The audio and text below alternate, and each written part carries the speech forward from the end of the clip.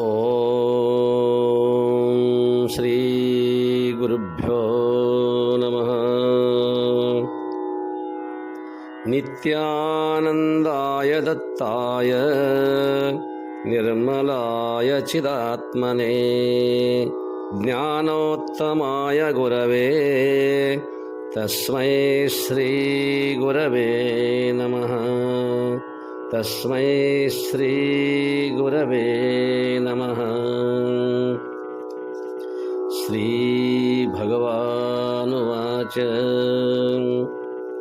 ಯಾಮಿಮಾಂ ಪುಷ್ಪಿತಾಂ ವಾಚಂ ಪ್ರವದಂತ್ಯವಿಪಶ್ಚಿತಃ ವೇದವಾದರತಾಃ ಪಾರ್ಥ ನಾನ್ಯದಸ್ತೀತಿ ವಾದಿನಃ. ಕಾಮಾತ್ಮನಃ ಸ್ವರ್ಗಪರಾಃ ಜನ್ಮ ಕರ್ಮ ಫಲಪ್ರದಾಂ ಕ್ರಿಯಾವಿಶೇಷಬಹುಲಾಂ ಭೋಗೈಶ್ವರ್ಯಗತಿಂ ಪ್ರತಿ ಭೋಗೈಶ್ವರ್ಯಪ್ರಸಕ್ತಾನಾಂ ತಯಾಪಹೃತಚೇತಸಾಂ ವ್ಯವಸಾಯಾತ್ಮಿಕಾ ಬುದ್ಧಿಃ ಸಮಾಧೋ ನ ವಿಧೀಯತೆ. ವೇದಗಳಲ್ಲಿ ಅರ್ಥವಾದ ರೂಪದಿಂದ ಹೇಳಿದ ಕರ್ಮಗಳಲ್ಲಿಯೇ ಅವಿವೇಕಿಗಳು ಶ್ರದ್ಧೆಯನ್ನು ಇಟ್ಟಿರುತ್ತಾರೆ. ಸ್ವರ್ಗಾದಿ ಫಲಗಳಿಗೆ ಕಾರಣವಾದ ಆ ಕರ್ಮಕ್ಕಿಂತ ಹೆಚ್ಚಿನದು ಇಲ್ಲವೆಂದೇ ಅವರ ನಂಬಿಕೆ. ಅವರು ಕೋರಿಕೆಗಳಲ್ಲಿ ಬೇಡಿಕೆಗಳಲ್ಲಿ ಮುಳುಗಿರುತ್ತಾರೆ. ಸ್ವರ್ಗವನ್ನೇ ಬಯಸುವವರಾಗಿರುತ್ತಾರೆ. ಜನ್ಮ ಕರ್ಮ ಫಲಗಳನ್ನು ಕೊಡುವ ಭೋಗೈಶ್ವರ್ಯ ಲಾಭಗಳಿಗೆ ಉಪಕರಣಗಳಾಗಿರುವ ವಿವಿಧ ಕ್ರಿಯಾಕಲಾಪಗಳನ್ನು ಅವರು ಪ್ರಶಂಸೆ ಮಾಡುತ್ತಾರೆ. ನೋಡುವುದಕ್ಕೆ ಮಾತ್ರ ಅಂದವಾಗಿರುವ ಹೂವಿನ ಬಳ್ಳಿಯಂತಿರುವ ಅವರ ಮಾತಿಗೆ ಮುಗ್ಧರಾಗಿ ಯಾರು ಭೋಗೈಶ್ವರ್ಯಗಳಲ್ಲಿ ಆಸಕ್ತರಾಗಿರುವರೋ ಅವರ ಅಂತಃಕರಣದಲ್ಲಿ ನಿಶ್ಚಯಾತ್ಮಕ ಬುದ್ಧಿಯೂ ಇರಲಾರದು.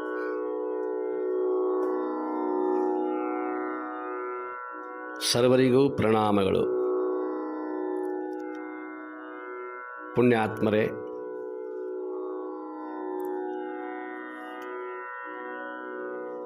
ನಿನ್ನೆಯ ಪ್ರಶ್ನೆಗೆ, ಅರ್ಜುನನ ಪ್ರಶ್ನೆಗೆ ಭಗವಂತನ ಉತ್ತರ. ನಿಷ್ಕಾಮ ಕರ್ಮಯೋಗವನ್ನು ಮಾಡುವಾಗ ಅಲ್ಲಿ ಸ್ವರ್ಗ ಪ್ರಾಪ್ತಿಗಾಗಿ ಅನೇಕ ಕರ್ಮಗಳನ್ನು ಮಾಡುತ್ತಾರೆ. ಆ ಕರ್ಮಗಳ ಮಾಡಿ ಆದ ನಂತರದಲ್ಲಿ ಸ್ವರ್ಗ ಪ್ರಾಪ್ತಿ ಆಗುತ್ತದೆ.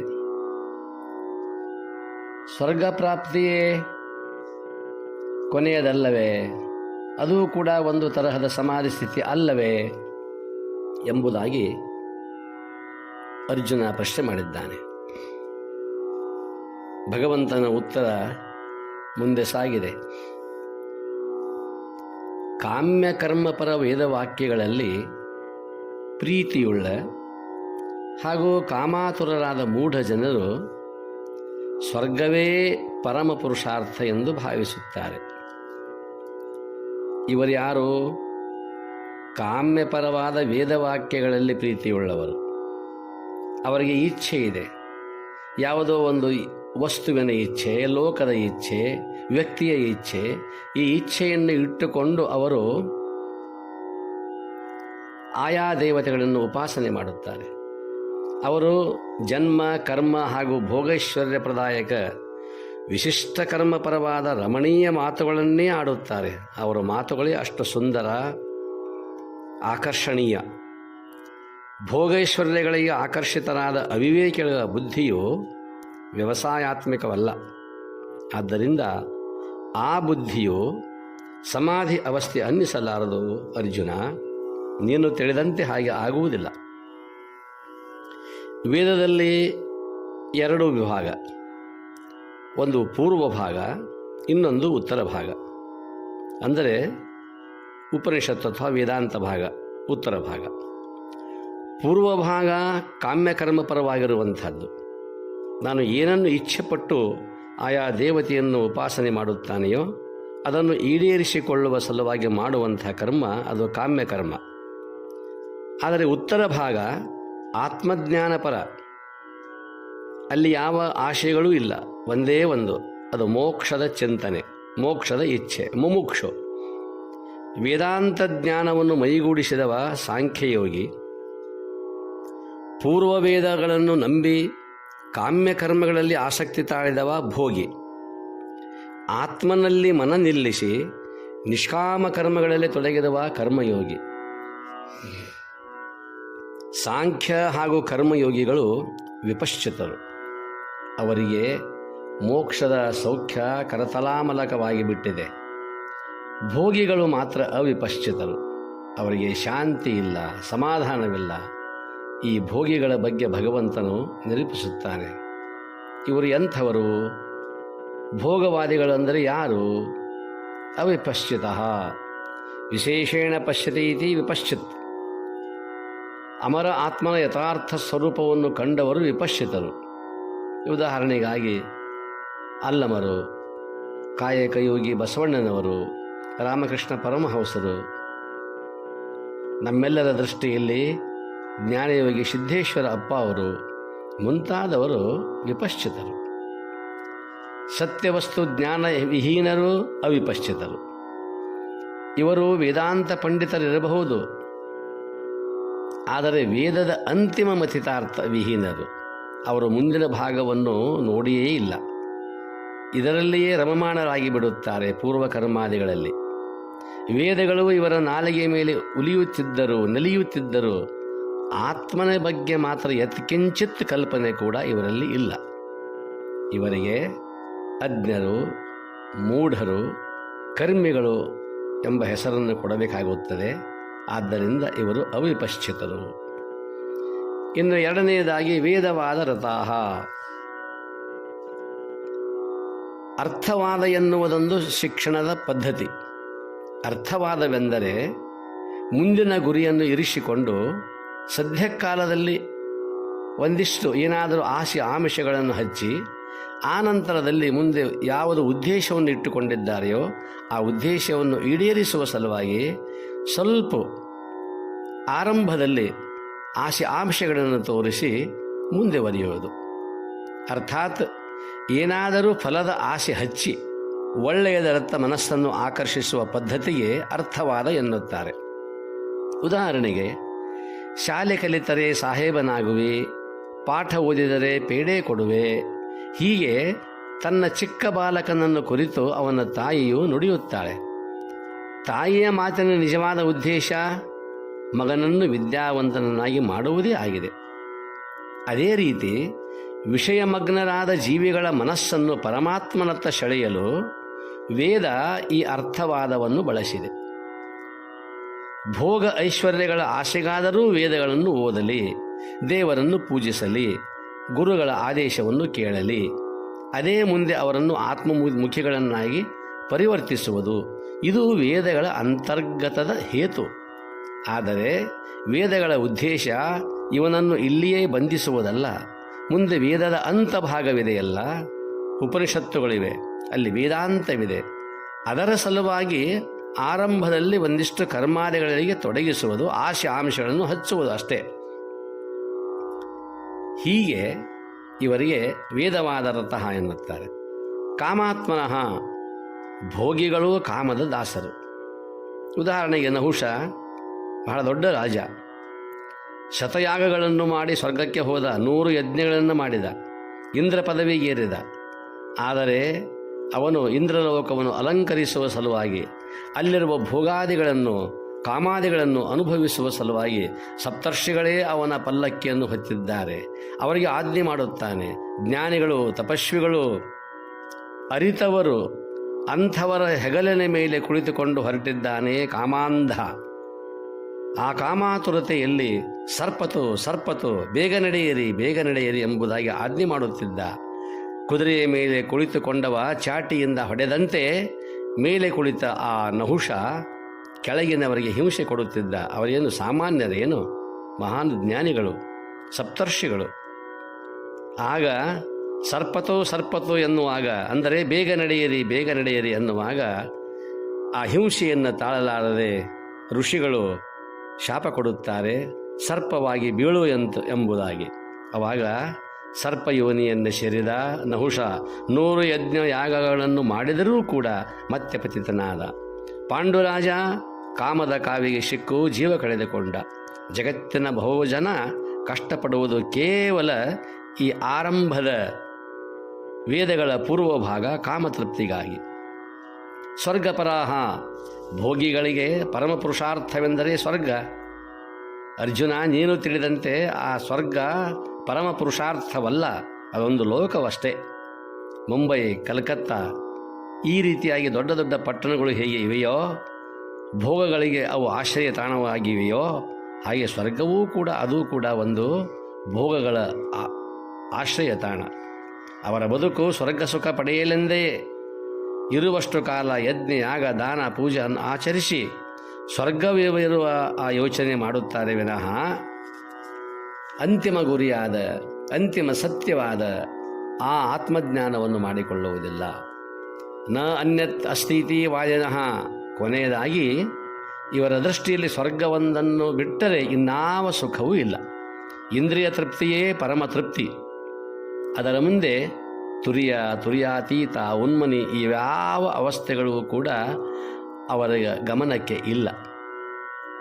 ಅವೆಲ್ಲವುಗಳು ಕೂಡ ಇವರ ದೃಷ್ಟಿಯಲ್ಲಿ ನೀರಸ. ಹಾಗಾದರೆ ಈ ಭೋಗಿಗಳ ಮಾತು ಎಂಥವುಗಳು ಗೊತ್ತೇ? ಯಾಮಿಮಾಂ ಪುಷ್ಪಿತಾಂ. ಪುಷ್ಪಗಳಿಂದ ಆವೃತವಾದ ಬಳ್ಳಿ ಎಷ್ಟು ರಮಣೀಯವೋ ಸುಂದರವೋ ಸೌಂದರ್ಯದಿಂದ ಕಾಣುತ್ತದೆಯೋ ಅಷ್ಟೇ ಆಹ್ಲಾದಕರ ಅವರ ನುಡಿ. ಅವರ ಮಾತಿನಲ್ಲಿ ವಿಷಪೂರಿತ ಜೇನಿದೆ. ಮೇಲೆ ನೋಡಲಿಕ್ಕೆ ಸವಿ ಇದೆ, ಒಳಗೆ ಮಾತ್ರ ಕಹಿ ಇದೆ. ಕೇಳಲು ಸರಸ ಸವಿ. ಸರ್ವಜ್ಞ ಹೇಳುವ ಹಾಗೆ ಭೋಗಿಗಳು ಯಾವ ರೀತಿ ಇರುತ್ತಾರೆ? ಬೆಚ್ಚನ್ನ ಮನೆಯಾಗಿ, ವೆಚ್ಚಕ್ಕೆ ಧನವಾಗಿ, ಇಚ್ಛೆಗೆ ನಡೆವಸತಿಯಾಗಿ, ಕೈಲಾಸಕ್ಕೆ ಕಿಚ್ಚನಿಕ್ಕೆಂದ ಸರ್ವಜ್ಞ. ಬೆಚ್ಚನ್ನ ಮನೆಯಾಗಿ, ಆಶ್ರಯ ಮಾಡಿಕೊಳ್ಳಲಿಕ್ಕೆ ಇರಲಿಕ್ಕೆ ಒಂದಿಷ್ಟು ಬೆಚ್ಚನೆಯ ಮನೆಯಾಗಿದ್ದರೆ ಸಾಕು. ವೆಚ್ಚಕ್ಕೆ ಧನವಾಗಿ, ಕೈಯಲ್ಲಿ ಒಂದಿಷ್ಟು ಧನ ಸಂಪತ್ತು. ಇಚ್ಛೆಯಂತೆ ನಡೆಯುವ ಸತಿಯಾಗೆ, ಹೇಳಿದ ಹಾಗೆ ಕೇಳುವಂಥ ಸತಿ ಇದ್ದರೆ ಇನ್ಯಾವ ಲೋಕ, ಯಾವ ಕೈಲಾಸ, ಯಾವ ಸ್ವರ್ಗ, ಯಾವ ವೈಕುಂಠ, ಯಾವ ಮೋಕ್ಷ? ಕೈಲಾಸಕ್ಕೆ ಕಿಚ್ಚನಿಕ್ಕೆಂದ ಸರ್ವಜ್ಞ. ಕೈಲಾಸಕ್ಕೆ ಬೆಂಕಿ ಹಚ್ಚು. ಎತ್ತುಗಳು ಎರಡಾಗಿ, ಪುತ್ರರೈವರು ಆಗಿ, ಉತ್ತಮದ ಸತಿಯು ತನಗೊಬ್ಬಳಾದರದು, ನಿತ್ಯದಲ್ಲಿ ಸಗ್ಗ ಸರ್ವಜ್ಞ. ಇದು ಭೋಗಿಗಳ ಮಾತು. ಇಂಥ ಸುಲಲಿತ ಮಾತು ಕೇಳಿ ಮುದುಕರೂ ಮದುವೆಯಾದರೆ, ದೇವಭಕ್ತರು ಪತ್ನಿಭಕ್ತರಾದರೆ ಆಶ್ಚರ್ಯವೇನಿಲ್ಲ. ಆದರೆ ತತ್ವಚಿಂತಕರಿಗೆ ಮಾತ್ರ ಪ್ರಪಂಚದ ಆ ಕಡೆಗೆ ಲಕ್ಷ್ಯವೇ ಇಲ್ಲ. ಅವರಿಗೆ ಬರೀ ಸತ್ಯ ಸಂಶೋಧನೆಯೇ ಅವರ ಗುರಿಯಾಗಿದೆ. ಉದಾಹರಣೆಗೆ ಹೇಳುವುದಾದರೆ, ನಾಗೋಜಿ ಪಂಥ ಎನ್ನುವರು ಶ್ರೇಷ್ಠ ಪಂಡಿತರು, ವ್ಯಾಕರಣ ಪಂಡಿತರು. ಪಾಣಿನಿಯ ಆ ವ್ಯಾಖ್ಯಾನಕಾರ ಹೊಸದಾಗಿ ವಿವಾಹವಾಗಿತ್ತು ಅವನಿಗೆ, ನಾಗೋಜಿ ಪಂಥನಿಗೆ. ಅದೇ ಆಗ ಮದುವೆಯಾಗಿತ್ತು. ಆದರೆ ಆ ಕಡೆಗೆ ಗಮನವೇ ಇಲ್ಲ. ಅವನಿಗೆ ತೀವ್ರವಾದ ಜ್ಞಾನ ಪಿಪಾಸೆ. ಸತಿ ಅದೇ ಆಗ ಮನೆ ತುಂಬಿಕೊಂಡವಳು, ಚಿಕ್ಕವಳು.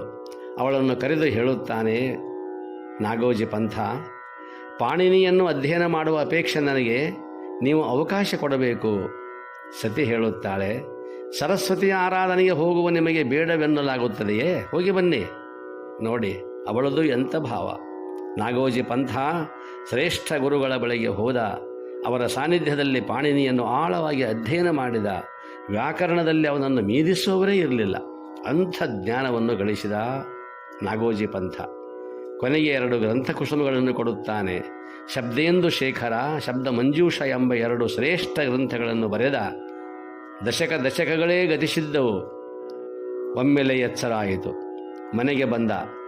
ಜ್ಞಾನದ ಹುಚ್ಚಿನಲ್ಲಿ ನಾನು ನಿನ್ನ ಮರೆತು ಬಿಟ್ಟೆ, ನೀನು ನನ್ನನ್ನು ಕ್ಷಮಿಸಬೇಕು ಎಂಬುದಾಗಿ ತನ್ನ ಸತಿಯನ್ನು ಕೇಳಿಕೊಳ್ಳುತ್ತಾನೆ. ಅಂಗಲಾಚಿ ಕೇಳಿಕೊಳ್ಳುತ್ತಾನೆ. ಆಗ ಸತಿ ಹೇಳುತ್ತಾಳೆ, ಕ್ಷಮೆಯ ಪ್ರಶ್ನೆ ಎಲ್ಲಿದೆ ನಾಥ? ನಾನು ಇಂಥ ಶ್ರೇಷ್ಠ ಪಂಡಿತನ, ವ್ಯಾಕರಣಕಾರನ ಸತಿ ಎಂಬ ಅಭಿಮಾನ ನನ್ನದಾಗಿದೆ. ಆತ ತನ್ನ ಸತಿಯ ತ್ಯಾಗ ತಾಳ್ಮೆಗೆ ತಲೆಬಾಗಿದ, ವಂದಿಸಿದ.